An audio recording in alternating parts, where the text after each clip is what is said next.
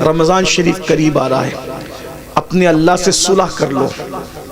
بولو سب رمضان شریف کے روزے رکھو گے نا انشاءاللہ؟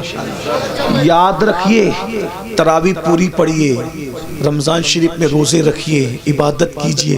رمضان شریف کی پہلی رات آتی نا، پہلی رات، رمضان شریف کی پہلی رات، تو عرش کے نیچے سے ہوا چلتی ہے رحمت کی، اور اللہ تعالیٰ اس دن اپنے بندوں کو پیار سے دیکھتا ہے، اور جس پر رحمت کی نظر اس دن پڑ جاتی ہے اللہ اس کو جنتی بنا دیتا ہے. روزہ مت چھوڑنا. اور ایک بات یہ بھی یاد رکھنا، المعجم الاوسط میں یہ حدیث ہے کہ جو رمضان شریف میں ایک گناہ کرتا ہے اللہ اس کی 1 سال کی عبادت کو ضائع کر دیتا ہے. یعنی رمضان شریف میں اس لیے گناہ سے بچو. اس رمضان شریف میں گیم نہیں کھیلنا، فلمیں نہیں دیکھنا، گانے نہیں سننا. آج کل تو لوگ افطار کے وقت بھی واٹس ایپ پہ لگے رہتے ہیں، اور وہ پتہ نہیں کچھ پاگلوں نے ایسے چینل شروع کر دیے کہ وہ چینل سحری کے وقت بھی چالو رہتے ہیں، افطار کے وقت بھی چالو رہتے ہیں. اچھا ٹھیک ہے بھئی، چینل تم چلاؤ، جو ہے وہ اس میں دن بھر تقریریں کرو، سحری افطار میں لوگوں کو رونے دھونے دو، عبادت کرنے دو، اللہ سے جڑنے دو. اور پھر ان چینلوں کے اوپر عورتیں بھی بیٹھی ہوتی ہیں، مرد بھی بیٹھے ہوتے ہیں، اور رمضان ٹرانسمیشن چلتا رہتا ہے. وہ کیسے بے غیرت مولوی ہے جو عورتوں کے ساتھ افطار کے وقت بے پردہ بیٹھتے ہیں؟ کوئی ان کو روکنے والا نہیں، کوئی ٹوکنے والا نہیں، عورتوں کے ساتھ بیٹھتے. غور تو فرمائے، کوئی دین دھرم ہے؟ عورتوں کے ساتھ بیٹھ کے تم دین سکھاؤ گے؟ عورتوں کے ساتھ بیٹھنا کیا ہے؟ امام ابن الجوزی لکھتے ہیں کہ کسی نے کہا یا رسول اللہ اگر کوئی عورت کے ساتھ اکیلے بیٹھنا چاہے تو آپ کیا فرماتے ہیں؟ آقا فرماتے ہیں نہیں بیٹھنے کی اجازت ہے. کہا اگر عورت نیک اور مرد نیک ہو تو آقا فرماتے ہیں عورت اگر مریم جیسی نیک ہو اور مرد یحییٰ جیسا نیک ہو اور دونوں قرآن سیکھنے سکھانے کے لیے بیٹھیں تو بھی میں ان کو بیٹھنے کی اجازت نہیں دیتا. کون مریم ہے؟ سنگھار کر کے بے پردہ منہ کھول کر. پہلی بات کوئی شریف عورت اس طرح آئے گی؟ اب یہ عورتیں ہمیں دین سکھائیں گی، چینلوں پہ آ کے عورتیں دین سکھائیں گی. اور تمہیں بھی غیرت نہیں آتی، افطار کے وقت روزے کی حالت میں عورتوں سے دین سیکھتے بیٹھے. لا الہ الا اللہ. کیا میرے بھائی، ام المومنین سیدہ عائشہ صدیقہ کی قرآن پڑھنے کی آواز بلند ہو گئی تو فاروق اعظم رضی اللہ تعالیٰ نے عرض کیا رسول اللہ امی جان عائشہ زور سے قرآن پڑھ رہی تھی، آواز گھر کے باہر جا رہی تھی. آقا نے فرمایا عائشہ عورت کی آواز بھی عورت ہے، زور سے قرآن نہ پڑھا کر. سارے مومنین کی ماں ان کو روک دیا کہ زور سے قرآن نہ پڑھو. یہ دین ہے، یہ دین کی پوترتا ہے، یہ دین کا تقدس ہے. سب پامال کیا. یہ افطار اور سحری کا وقت کیا ہے؟ اللہ تعالیٰ سحری اور افطار میں اپنے بندوں سے کہتا ہے کوئی مجھ سے روزی مانگنے والا؟ روزی مانگو میں تمہیں روزی دوں گا. مغفرت مانگنے والا؟ مغفرت مانگے گا مغفرت دوں گا. ہے کوئی مجھ سے نعمتیں مانگنے والا؟ میرے بندے مانگ، میں وعدہ کرتا ہوں تو جو مانگے گا میں تجھے عطا کروں گا. کیونکہ یہ رمضان ہے، سحری اور افطار کا وقت ہے، مجھ سے جو مانگا جائے گا میں عطا کروں گا. سال بھر لوگوں کے دروازوں پہ دستک دینے والوں، اللہ کی رحمتیں تمہارے دروازے دل پہ دستک دیتی ہے. مانگ کیا مانگتا ہے؟ اس وقت تو نہیں مانگتے، پھل کاٹتے رہتے، ادھر ادھر باتیں کرتے رہتے، بھنکس بازی کرتے رہتے، واٹس ایپ پہ لگے رہتے، فیس بک. میرے بھائی رمضان شریف کا فائدہ اٹھا لو. آقا فرماتے ہیں جس کو رمضان شریف ملے اور وہ اپنی بخشش نہ کروا لے وہ اللہ کی رحمت سے محروم ہو جائے، دور ہو جائے، اللہ کی رحمت سے دور ہو جائے. جس کو ماں باپ ملے اور وہ جنتی نہ بن جائے وہ اللہ کی رحمت سے دور ہو جائے. محفل میں درود پڑھا، محفل میں ذکر رسول کیا جائے اور حضور پہ درود نہ پڑھا جائے وہ اللہ کی رحمت سے دور ہو جائے. حضور نے جمعہ کے وقت خطبے کے لیے جاتے ہوئے منبر پر سیڑھیوں پہ قدم رکھتے ہوئے یہ دعائیں کی تھی اور آپ کی دعا پہ جبریل نے آمین کہا تھا. اس لیے رمضان شریف میں کوشش کرو روزے رکھنے کی. جو ایک روزہ چھوڑ دے رمضان شریف کا، صرف ایک روزہ، پوری زندگی روزہ رکھتا رہے، ایک رمضان شریف کے روزے کی فضیلت کو نہیں پا سکتا. اس لیے روزہ رکھو. کچھ لوگ کیا کہتے ہیں مولانا ہم کام کرتے ہیں، بیمار ہے، یہ وہ. یاد رکھنا روزے سے کبھی بیماری نہیں بڑھتی، کہ اللہ کے رسول فرماتے ہیں روزہ رکھو صحت مند ہو جاؤ. آج کی جو جدید تحقیق تو آتی رہے گی، لیکن جدید تحقیق کیا کہہ رہی ہے پتہ ہے؟ جدید تحقیق کہہ رہی ہے جتنا بھوکے رہو گے اتنا صحت مند رہو گے.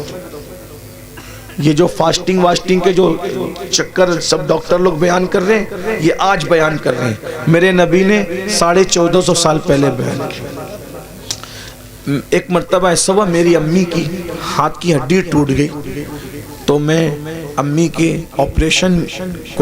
آپریشن کروانا تھا، تو میں گیا، تو مالیگاؤں میں ایک ڈاکٹر ہے، جین ڈاکٹر، وہاں آپریشن تھا امی کا، تو میں گیا، تو لوگوں نے بتایا کہ یہ جو وہ فلاں ہے، تو اس نے اپنے کیبن میں بلایا، تو کیبن میں بلا کر کے بٹھایا، تو اس نے کہا اپنے جو اس کا دواخانے میں جو بندہ تھا اس کو بلا کہا کہ پانی لاؤ، چائے لاؤ سر کے لیے، تو میں نے کہا کہ ہم پانی نہیں پیئیں گے، چائے بھی نہیں پیئیں گے، تو کہا کیوں؟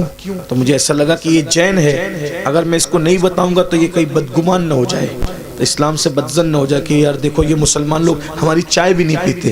تو میں نے کہا میں چائے اس لیے نہیں پیوں گا، میں روزے سے ہوں۔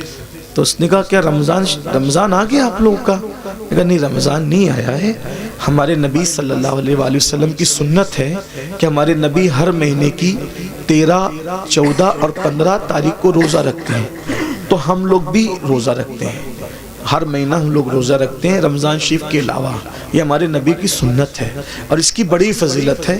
ہمارے نبی صلی اللہ علیہ وآلہ وسلم نے فرمایا کہ یہ جو روزے رکھتا ہے 3 روزے، تو اس کو پورا مہینہ روزہ رکھنے کا ثواب ملتا ہے، یعنی اگر جو مہینے میں 3 روزے رکھ لے، 13، 14، 15، اس کو ایام 20 کہتے ہیں، تو اگر 3 روزے رکھ لے تو پورا مہینہ وہ روزے دار شمار ہوگا، تو اس طرح ہم لوگ جو وہ 3 روزے رکھ کر پورا مہینہ ثواب کمانے کی لالچ میں روزہ رکھ لیتے ہیں۔ اس نے کہا سر میں آپ کو ایک بات بتاؤں، یہ آپ مجھے ابھی بتا رہے ہیں، لیکن ہمارے علم اور نالج کے مطابق اگر مہینے میں کوئی 3 دن اس طریقے سے 12 گھنٹہ بھوکا رہ جائے نا، تو اس کو زندگی میں کبھی کوئی بیماری نہیں ہو سکتی، کیونکہ اس کا پیٹ جو ہے اس کو راحت ملے گی۔ وہ بہت لمبی چوڑی اس نے سمجھانے کی کوشش کی، پھر اس کا سینہ بلغم سے پاک ہو، وہ بہت اس نے مجھے دیر تک سمجھایا۔ میں نے کہا یہ سب تو اپنی جگہ ہے، ہم اس لیے نہیں رکھتے، ہم صرف اس لیے رکھتے ہیں ہم نفع و نقصان کے سوداگر نہیں ہیں، محبوب نے کہہ دیا بس ہم نے کرنا ہے، ہمارا مزاج ہے، ہم مسلک عشق والے ہیں، ہم سوداگر ثواب کے بھی نہیں ہیں اور ہم سوداگر نفع و نقصان کے بھی نہیں ہیں، یاد رکھیے۔ تو برحال اس وقت اس نے مجھے بتایا، تو میں نے کئی لوگوں کو بتایا کہ دیکھو غیر مسلم لوگ بھی روزے کے قائل ہو رہے ہیں، بلکہ اب تو بہت سارے غیر مسلم بھائی بھی رمضان شریف کے بہانے وہ روزہ رکھنے کی کوشش کرتے ہیں تاکہ فاسٹنگ کا فائدہ ان کو بھی مل جائے۔ لیکن ایک بات آپ کو بتاؤں، ہم سائنسی فائدہ حاصل کرنے کے لیے روزہ نہیں رکھتے، ہم تو یار کی رضا کے لیے رکھتے ہیں۔ اور میرا اللہ فرماتا ہے، آئے ہائے کیا بات کہی میرے اللہ نے، اللہ فرماتا ہے روزہ میرے لیے ہے اور میں ہی اس کی جزا ہوں، یعنی ہر نیکی کا ثواب ہوگا اور روزے کی اجر کیا ہے؟ ذات الہی کا دیدار ہوگا۔ اسی لیے آقا فرماتے ہیں روزے دار کو 2 خوشی ہے، 2 خوشی کیا؟ ایک افطار کے وقت اور لقائے رحمان کے وقت، یعنی اللہ کا دیدار نصیب ہوگا روزہ داروں کو، اللہ جنت میں روزہ داروں سے بے حساب ملے گا، بے حساب ان کو اپنا دیدار، اور بے حجاب اللہ ان کو اپنا دیدار عطا فرمائے گا، بے حجاب، بے پردہ۔ سوچو تو صحیح، جب اس کا نبی اتنا خوبصورت ہے تو اتنے خوبصورت نبی کو بنانے والا خدا کے حسن و جمال کا عالم کیا ہوگا؟ جب اس کا یوسف اتنا خوبصورت ہے تو یوسف کو بنانے والے خدا کے حسن و جمال کا عالم کیا ہوگا؟ کیا مزہ آئے گا جب اپنے اللہ کا جنت میں دیدار کریں گے۔ لیکن کون کرے گا؟ جو جنت میں جائے گا، جو جنت میں جائے گا ہی نہیں اس کا کیا حال ہوگا؟ اس لیے توبہ کیجئے، توبہ کے دروازے کھلے ہوئے، استغفار کیجئے، اللہ کو منائیے، اللہ کو راضی کیجئے، اللہ سے صلح کیجئے۔ دیکھو اگر آخرت کی تیاری کرو گے تو بھی دنیا سے جانا ہے، نہیں کرو گے تو بھی دنیا سے جانا ہے۔ اللہ ناراض رہے گا، ہڈیاں بھی قبر میں پگھل جائے گی، کیڑے کھا لیں گے، سانپ بچھو ڈسیں گے، اور قیامت تک جو وہ سانپ بچھو ڈستے رہیں گے۔ اور اگر اللہ کو راضی کر لیا کفن بھی میلا نہیں ہوگا انشاءاللہ، کفن بھی میں اللہ کو راضی کر لو، روزے رکھو، فرائض واجبات پر عمل کرو، آج سے پہلے جو ہوا اس سے توبہ کر لو۔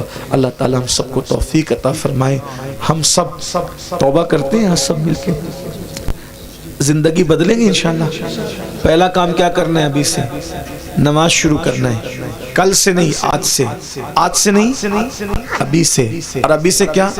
جب انیس المشائخ کا خطاب ہوگا اس کے بعد دعا ہوگی، تو جن کی عشاء باقی ہے وہ پہلے گھر جا کے عشاء پڑھیں گے، اور سنی سے العقیدہ امام کے پیچھے جماعت کے ساتھ نماز شروع کریں گے فجر سے۔ عشاء بھی پڑھو، فجر بھی پڑھو، اللہ سے دعا کرو، اللہ پاک آنے کی نیت کرنا میرا کام ہے، اپنے کرم سے بلانا تیرے کرم پر ہے۔ دیکھو وہ ضرور بلائے گا، نیت کرو، سچی نیت کرو۔ اگر سچی نیت کر کے فجر میں سو گے نا، کتنے بھی تھکے رہو گے، آدھے گھنٹے بعد بھی تمہاری آنکھ کھلے گی۔ جب ٹرین پکڑنے کے لیے آنکھ کھل سکتی ہے تو نماز کو جانے کے لیے آنکھ کیوں نہیں کھل سکتی؟ بس بات اتنی ہے، ٹرین کی اہمیت دل میں ہے کہ ٹرینیاں چھوٹ نہ جائے تو آنکھ کھل جاتی ہے، تو نماز چھوٹ نہ جائے تو بھی آنکھ کھلے گی۔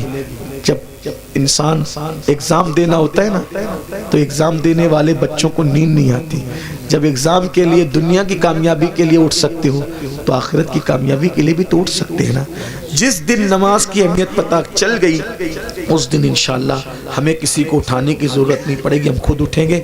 آئیے سب مل کر سادات کرام، علماء کرام، ہمارے انس میاں صاحب کی بلا اور بھی سادات علماء موجود ہیں، بڑے بڑے علماء موجود ہیں، ان سب کی موجودگی میں ہم سب مل کے اللہ کی بارگاہ میں توبہ کریں۔ پڑھیے استغفر اللہ، دل سے پڑھیں، اس کی طرح بنی اسرائیل کے جو شخص نے ندامت کے ساتھ توبہ کی اس کی طرح پڑھیے استغفر اللہ، استغفر اللہ ربی من کل ذنب واتوب الیہ، لا الہ الا اللہ محمد الرسول اللہ۔